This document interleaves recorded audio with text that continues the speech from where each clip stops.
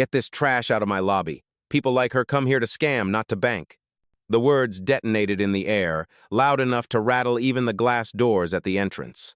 The manager's laughter followed, cruel and booming, as if the entire branch existed only to echo his contempt. He pointed at Angela Hayes like she was a problem to be removed, not a client to be served. The crowd froze. A mother pulled her son closer. A man in line muttered under his breath, "Did he really just say that?" Screens lifted higher, phones angled toward the scene. No one wanted to miss what was unfolding. Angela stood still, her slim black briefcase resting on the counter as if it weighed nothing. White blazer pressed, pale blue blouse crisp, hair neatly pinned back. She looked like calm itself, but in that calm was something heavier than rage, dignity sharpened into silence. Before we continue, where are you watching from? Drop your city or country in the comments below. And if you believe in dignity and justice, hit like and subscribe.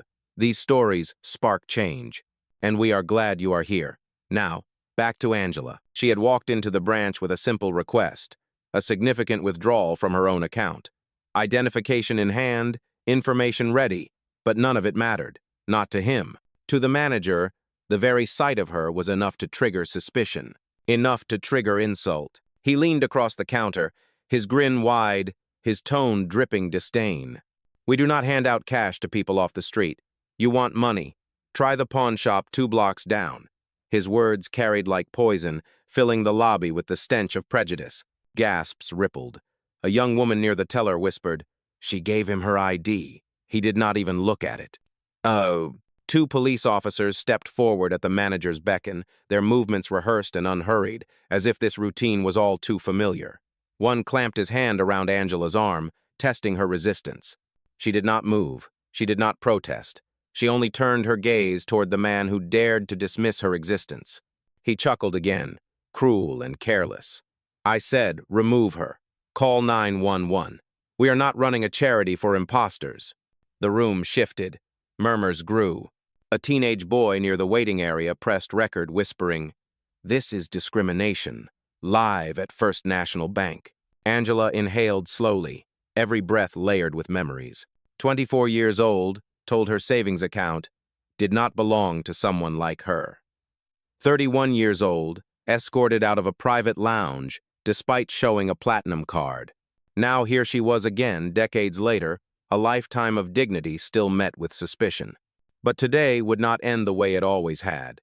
Her silence pressed heavier than the officer's grip. Her stare sliced sharper than the manager's insults. He thought the scene was his. He thought the humiliation was hers. But Angela knew the truth.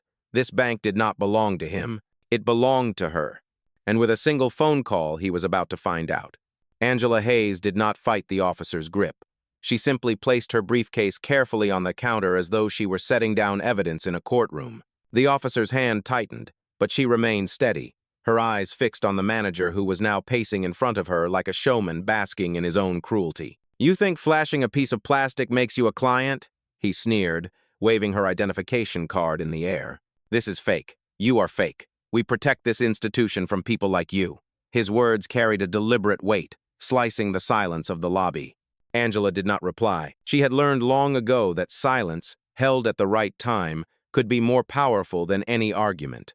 Around her, the crowd stirred. A middle-aged woman whispered to her husband, "She gave him everything. Why is he still talking like this?" The husband frowned, pulling out his phone. "Because he thinks he can." Behind the counter, a younger teller shifted uneasily. He glanced at his screen, then back at the manager. His voice came out quiet, almost trembling. "Sir, her name. It is in the system." The manager snapped his head around, his smile vanishing into a scowl. "Stay out of this. Do you want to lose your job? Do not you dare vouch for her." The teller lowered his eyes, swallowing his words. The imbalance of power was clear, and the audience of customers felt it tighten the air. Angela lifted her chin slightly. Her voice was calm, steady, and clear enough for the entire room to hear. "You are humiliating me in front of witnesses. Every word you say is a reflection of your fear, not my truth." The manager laughed, loud and hollow. "Fear? No, this is called policy. People like you pretend to belong, and then you cry foul when we enforce the rules. Well, not today." He gestured sharply to the officers. Escort her out, right now. The officer on her left shifted his stance.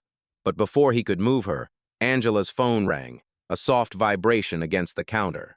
She answered without hesitation, her voice dropping lower, deliberate, cutting through the tension. Activate protocol. Begin internal audit. Record every phrase used against me in this branch. The line crackled, then a woman's voice replied with crisp efficiency. Confirmed. Live feed engaged. Compliance board notified. Every second is being logged.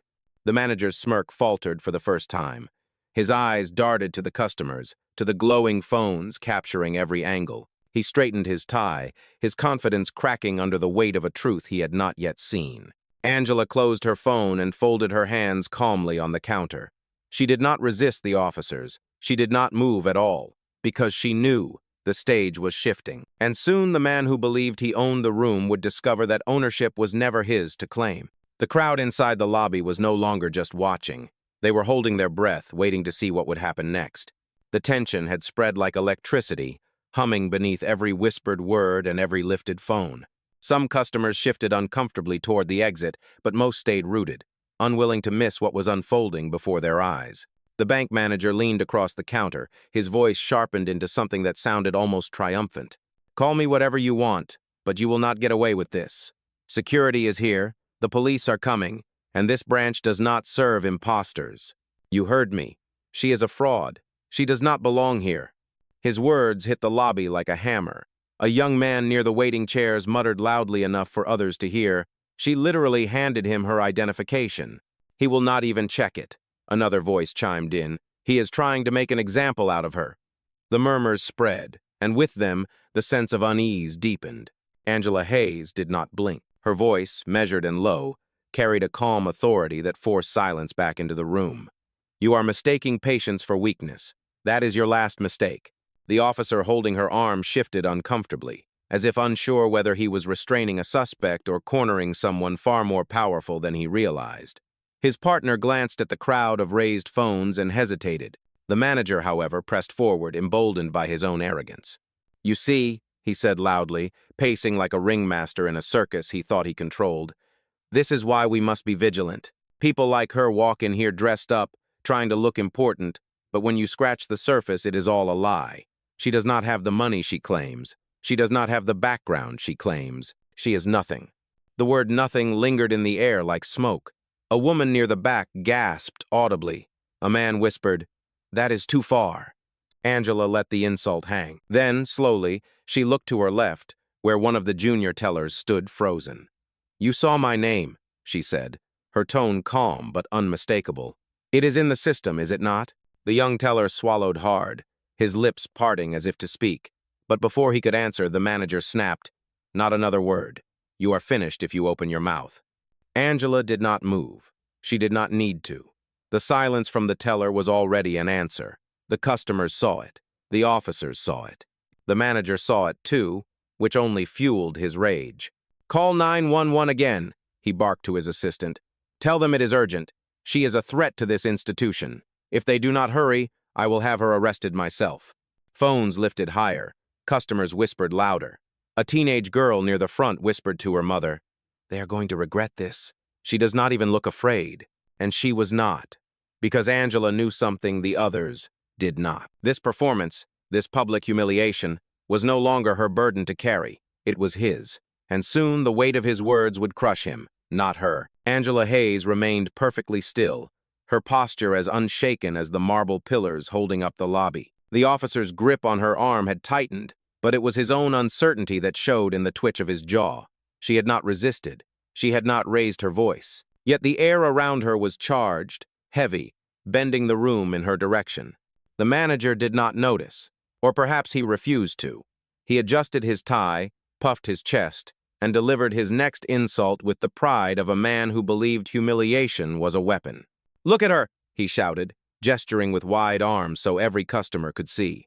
She thinks silence will save her, but silence will not change the fact that she does not belong here. Not in this bank, not in this neighborhood, not in this system. The words hit like stones hurled at her dignity, but Angela's calm expression made them ricochet back toward him. She exhaled slowly, her voice a steady cut through the noise. Every insult you speak will return to you. You are not exposing me, you are exposing yourself." The crowd shifted. A young man near the coffee station lowered his phone for just a moment, whispering, "She sounds like she is in control." Another customer added, "She has not even flinched." The officers exchanged a quick glance, unsure of which command to follow, her composure or his arrogance. The manager laughed, but the laugh no longer rang strong. It cracked, brittle at the edges. "Do not be fooled," he barked, as if trying to convince himself more than anyone else. "She is lying. She is a thief. She is a trespasser in my branch." Angela tilted her head slightly, her calm unbroken. "Your branch?" she asked softly, almost like a whisper that carried louder than his shouting. "You believe this is yours?" The question rattled him. He cleared his throat, gripping the edge of the counter, trying to regain his footing. "Yes, I am the manager here. My word is policy, and my policy says she leaves." Angela turned her gaze to the crowd. She did not speak to him anymore. She spoke to the witnesses, to the phones raised high, to the silence thick in the air. "I gave him my name. I gave him my identification. I gave him my card, and still, he called me a fraud. Why?" The question landed like a thunderclap. No one answered, but the truth was visible in every face. A woman with a stroller shook her head, muttering, "Because she is black." The words were quiet, but they spread like wildfire through the crowd. The manager snapped at the officers again, his voice rising in desperation. "Remove her, now. Drag her out if you have to." But Angela did not move. She remained anchored, her silence heavier than their commands, her calmness sharper than their rage. She had learned long ago that patience could be a blade, and today it was cutting deep. The moment stretched like glass about to shatter. The officers hesitated, caught between the barked orders of a manager desperate to prove his authority and the quiet strength of a woman who had not raised her voice once. The lobby was no longer a place of business. It had become a stage, and every witness was now part of the audience. Near the velvet rope that separated the teller line, a teenager whispered to his mother, "This feels wrong." She pressed a hand on his shoulder, eyes fixed on Angela Hayes. Another man in a navy suit raised his phone higher and said loudly, "Everyone here sees it." She gave him her identification. He ignored it. The murmurs turned to voices, and voices turned to challenge. A young woman near the entrance spoke out, her words trembling but firm. "She is not the problem. The problem is how she is being treated." Her statement earned nods, a ripple of agreement moving through the crowd. The manager's face flushed red. He slammed his palm on the counter, the sound echoing like a gavel meant to silence dissent. "Enough. This is my branch, my rules. I will not let some imposter humiliate me in front of clients." But it was too late. Clients were already choosing sides, and his side was shrinking. One of the junior tellers, the same one who had dared to speak earlier, shifted again. He looked at Angela, then at the manager, then back at the growing sea of phones pointed like evidence in a trial. Finally, he spoke, his voice louder this time. "Her name is in the system. I saw it with my own eyes." The words struck like a lightning bolt. The room gasped. Someone near the back said, "So she really is a client." Another whispered, "He lied." The manager spun toward the teller, fury spilling out in every syllable. "You will regret that. Do you hear me? You will regret ever crossing me." His voice cracked, the edge of control slipping. Angela did not move. She let the scene unfold, her silence commanding more than his shouting. Then she spoke, her voice calm but resonant, directed not to him but to the room itself. "You all heard it. My name is in the system. My identification was valid. And still, I was called a fraud." The weight of the truth settled over the crowd like a heavy cloak. No one could unhear it. No one could deny it. The officer holding her arm loosened his grip, uncertainty clear in his shifting stance. His partner looked at the manager and then back at Angela. For the first time, the authority in the room seemed to slip away from the man in the brown suit. Angela straightened her shoulders, her calm never wavering. She was not just a woman defending herself. She was the mirror reflecting every prejudice in that lobby back at the people who had tried to ignore it. And the reflection was undeniable.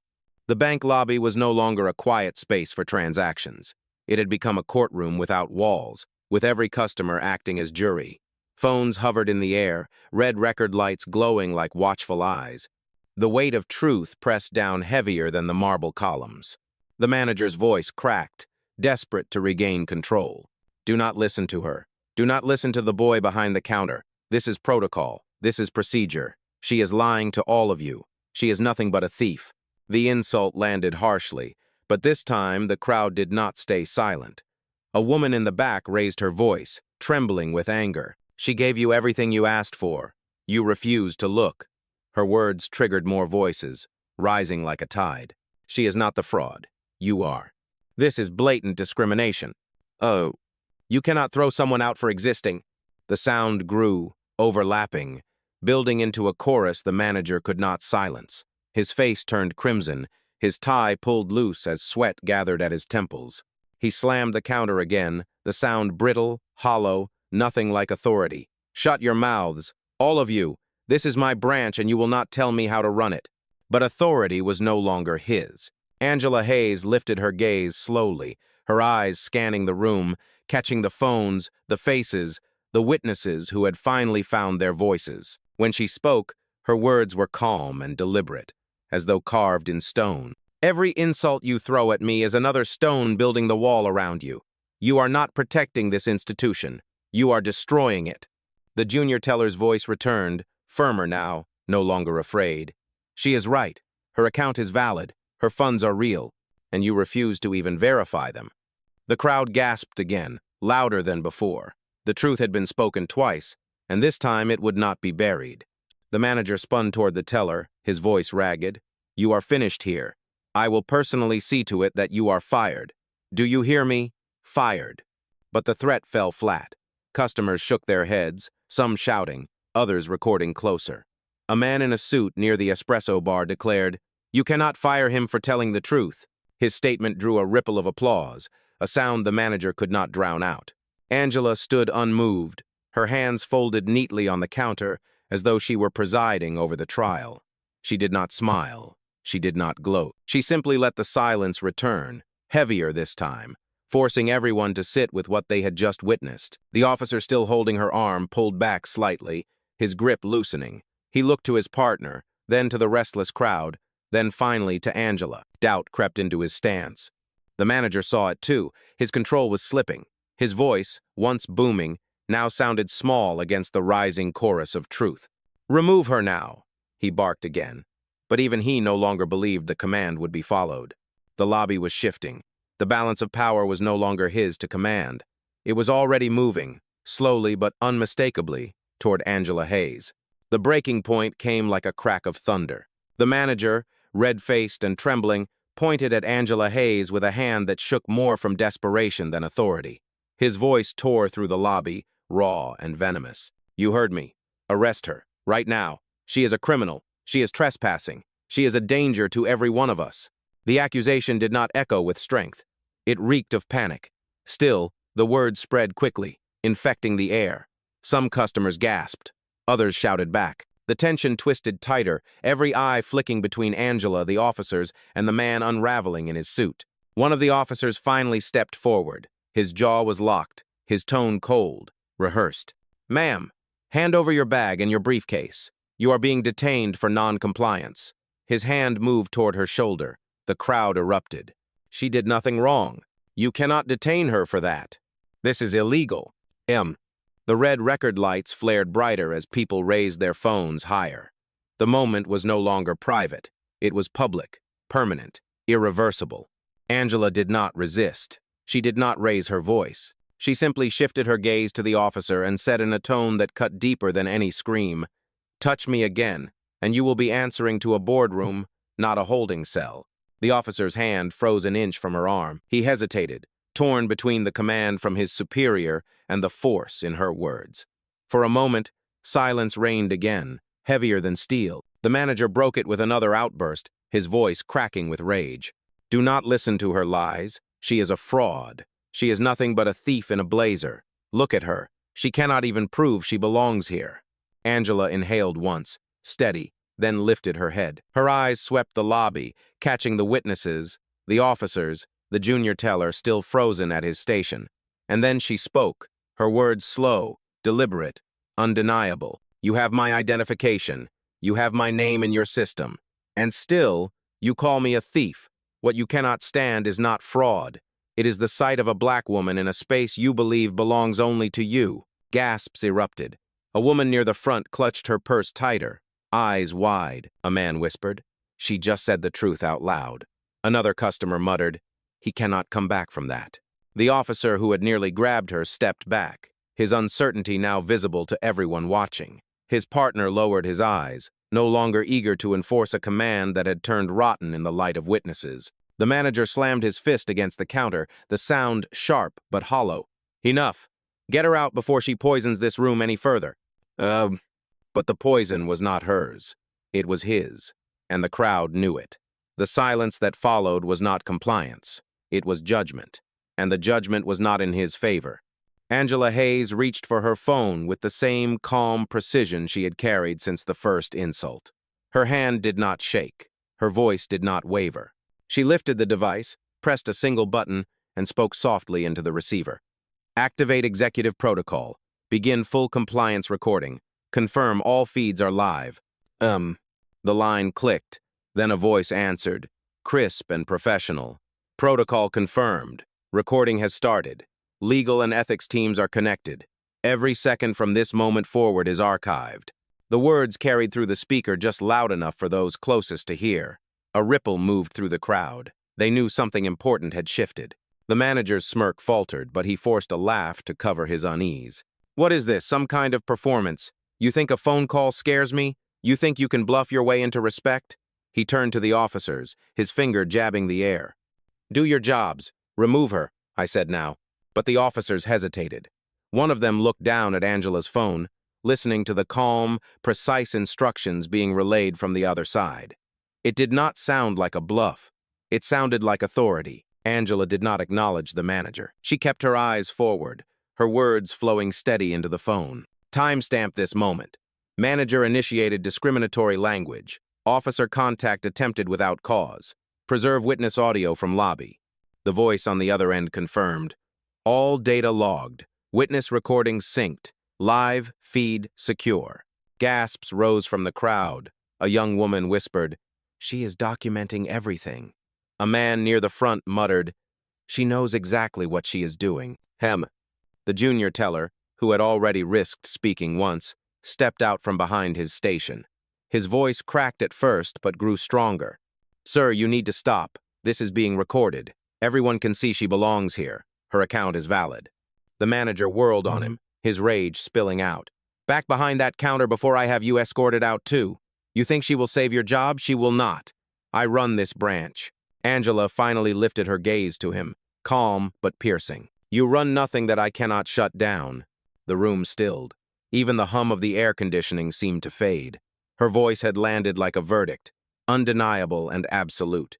The manager opened his mouth, but no words came. His eyes darted to the phones, to the witnesses, to the officers who were now frozen between conflicting commands. Angela returned the phone to her ear. "Confirm escalation to board level. Compliance chair on standby." The voice replied, "Confirmed. Chairperson ready to intervene at your command." The lobby was silent again, but it was no longer his silence. It was hers, and every person in that room could feel that the balance of power had shifted. Angela Hayes lowered the phone slightly, not enough to disconnect, but enough for her words to reach the room. Her voice was calm, deliberate, and steady.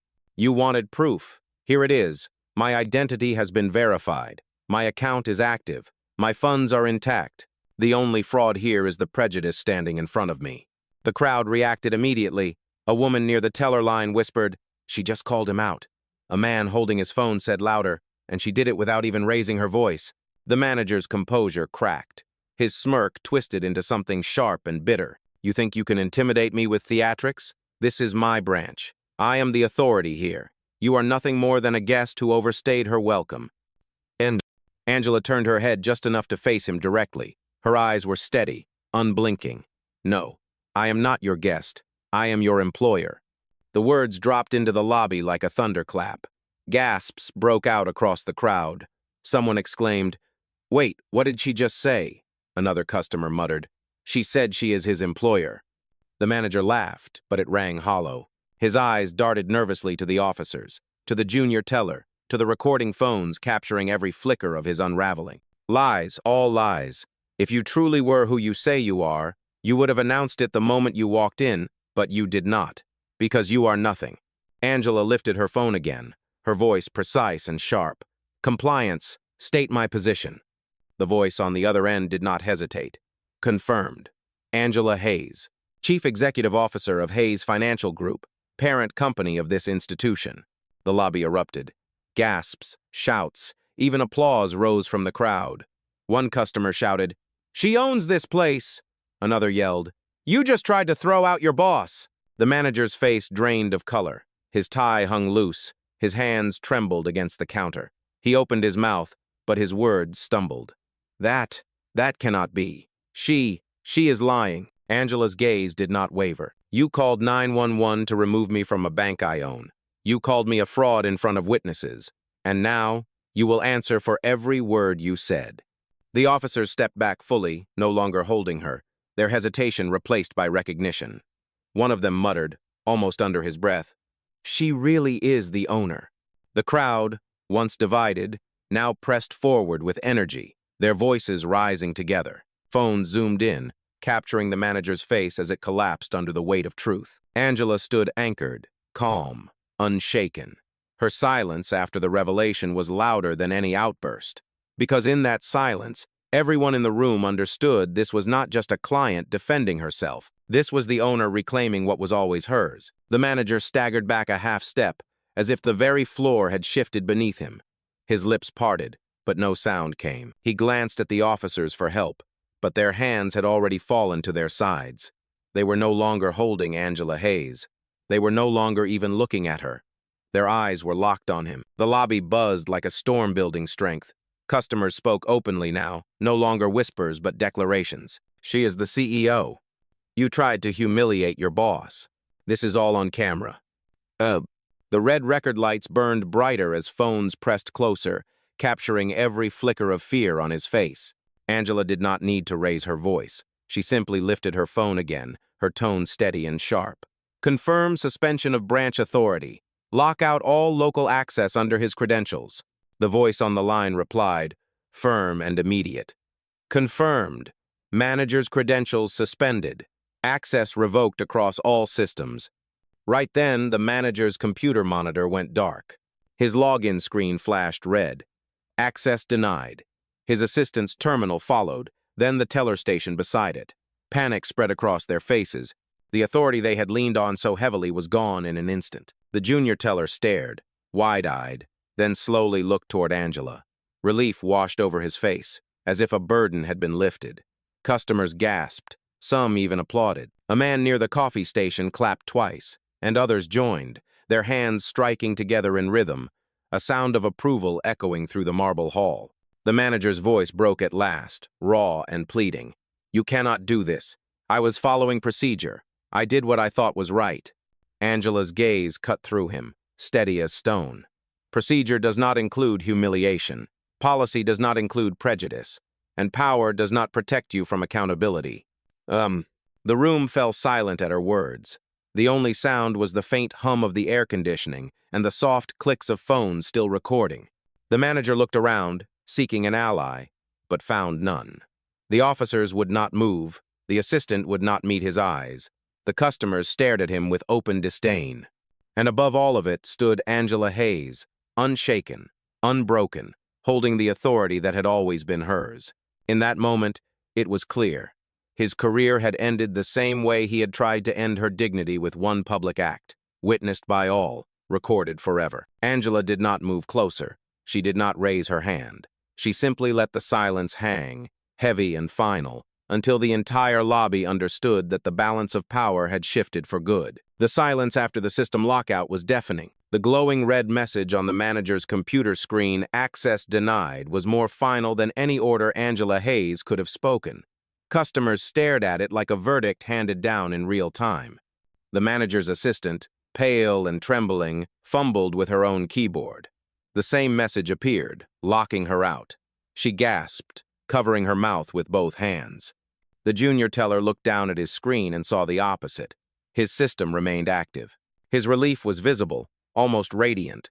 Angela's voice carried across the lobby, calm and measured. Effective immediately. Gregory Vaughn is terminated from this institution. His authority is revoked. His access is frozen. Compliance has logged today's incident, with witness testimony and video evidence secured.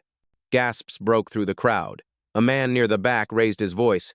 "She just fired him on the spot." Another whispered, "This is justice." "Oh." The manager stumbled forward, his words breaking apart. You cannot do this. This is not fair. I gave my life to this bank. I built this branch with my hands." Angela met his collapse with silence for a long beat before answering. "You built nothing but a culture of fear, and today, it ends." The officers exchanged a look, then one of them stepped closer to the manager, not Angela. His voice was low, professional, and certain. "Sir, I suggest you step back and leave the premises." "Oh?" The crowd erupted into applause, claps echoing off marble walls, overlapping with cheers and shouts of approval. A woman in the front row of customers shouted, "About time!" Another voice rose above the noise. "She owned you from the start." Phones caught every angle. The manager's face drained of color, the officers moving subtly into his path, the customers smiling as the balance of power shifted entirely. Angela turned back to her phone, her voice calm. "Confirm notification to corporate security. Ensure he is barred from all properties under Hayes Financial Group. No rehire, no appeal." The voice on the other end replied crisply, "Confirmed. Immediate implementation across all systems. Termination is final." The manager sagged against the counter, his arrogance gone, replaced with the hollow shell of a man who had built his career on intimidation and watched it crumble in the span of minutes. Angela folded her hands over her briefcase, her posture unwavering. She had not shouted, she had not demanded, she had only acted. And that action was enough to dismantle him completely. The lobby was no longer tense. It was alive, buzzing with the energy of justice unfolding before witnesses who would never forget what they had seen. The humiliation he tried to inflict had turned back on him, and in its place stood dignity, silent but undeniable. For Gregory Vaughn, the judgment was final. For Angela Hayes, it was only the beginning of her message. The lobby of the bank was transformed. Only minutes earlier, it had been a stage for cruelty, a place where prejudice strutted with confidence.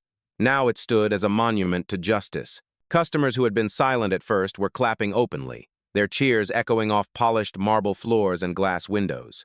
Phones remained high, recording every detail that would soon ripple across the world. Angela Hayes remained still at the counter, her briefcase untouched, her white blazer immaculate, her presence commanding without effort. She did not need to smile. She did not need to gloat. Her silence had already spoken louder than the manager's shouting ever could. The former manager, Gregory Vaughn, stood pale and trembling, his tie undone, his computer locked forever from his reach. The officers no longer looked at Angela. They stood near him instead, their expressions firm, their posture blocking his way back to the desk he had once ruled. He was not escorted as a leader. He was shielded as a liability. Angela lifted her phone one final time, her words clear and resolute. "Notify regional oversight. Document closure of this incident.